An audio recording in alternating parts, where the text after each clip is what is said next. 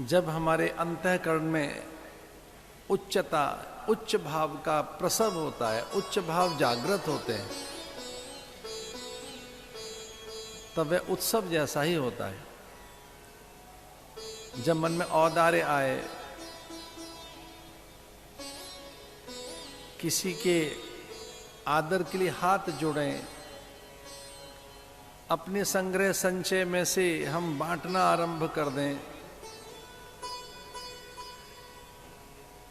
अन्यों के आदर के लिए, अन्यों के सम्मान स्वाभिमान के लिए, अन्यों की चिंता जब हम करने लगे दूसरों की, तो ये भाव हमारे घर आंगन में उत्सव पैदा करते हैं। भगवान से अधिक और कोई उच्च नहीं है, भगवान सर्वोच्च है, परमोच्च है। परमात्मा का आगमन इसलिए उत्सव स्वाभाविक है। नंद उत्सव, भगवान उत्सव स्वरूप हैं।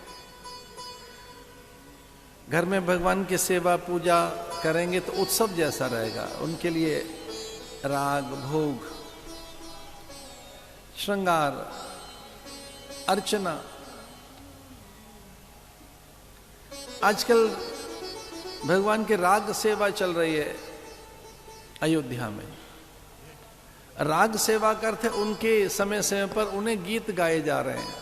भोर के, दोपहर के, सांझ के, रात के, प्रभाती, मंगलाचरण, इसे कहते हैं राग सेवा। भगवान के लिए गीत गाइए, दीप जलाइए, मधुर मिष्ठान बनाइए, विविध पकवान व्यंजन बनाएं, घर आंगन को सजाएं, रंगोली अल्पना, तोरण द्वार बंधनवार, भित्ति चित्र मांडने, उन्हें नव वस्त्र, पुष्पों से घर सजाइए, घर में गंध, घर में दीप जलाइए, घर को ही उत्सव बनाइए। हर दिन अपने घर के भीतर नए उत्सव करो। 12 ज्योतिर्लिंग जरूर जाओ, पर कभी ऐसा न हो सके तो घर में ही वैसा वातावरण बनाइए। 4 धाम जाओ, बद्रीनाथ तो घर नहीं आएगा, पर एक दिन विचार करो कि बद्रीनाथ में कैसे सेवा होती है, वैसा घर सजाएंगे। द्वारिकाधीश के लिए कैसे 56 भोग लगते हैं, श्रीनाथ जी की कैसे सेवा होती है, घर बनाएंगे ऐसा वैसा।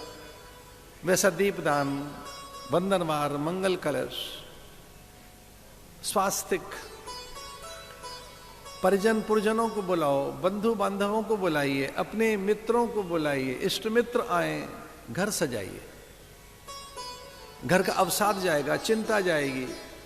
निरंतर जो हानि और हिरास का विचार आपके मन में बैठा है वो कम होगा। अन्यों के दोष देखकर, अन्यों के दुर्गुण दुर्बलताएं देखकर मन हमारा बहुत नकारात्मक हो जाता है। जब बहुत नकारात्मक दिखने लगे मन को, आंखों को, वैसा ही सुनना अच्छा लगने लगे तो मन दुर्बल हो जाता है। सस्ती बातें ले रहे हम, बहुत न्यून बातें, ऐसी बातें मन तक नहीं पहुंचाओ। इन्हें दूर करने के लिए घर में उत्सव रचिए, तीर्थ जाइए, संत के पास जाओ। इसलिए घर में उत्सव करो। भगवान नित्योत्सव हैं। घर में रसोत्सव, मंगलोत्सव करिए, पुष्पों से घर सजाइए। भगवान जब से गोकुल में आए, परमानंद आ गया, अखंडानंद आ गया, नित्यानंद आ गया। लक्ष्मी ने कहा हम यहां से जाएंगी नहीं, वहीं वो क्रीड़ा करने लगी, वो खेलने लगी, वो वहां के मृदकणों में, रजकणिकाओं में वो धूल धूसरित हो गई, अपना वैभव विसार दिया लक्ष्मी ने। लक्ष्मी का जो अपार वैभव है,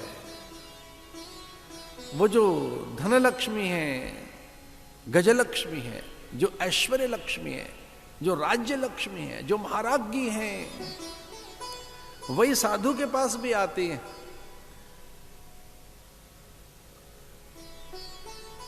आपके अच्छे संस्कारों से, आपके शील, आपकी पवित्रता से, आपकी सुचिता से वो प्रभावित होकर आपके पास आएंगे धन के रूप में, वैभव के रूप में, सिद्धि प्रसिद्धि के रूप में।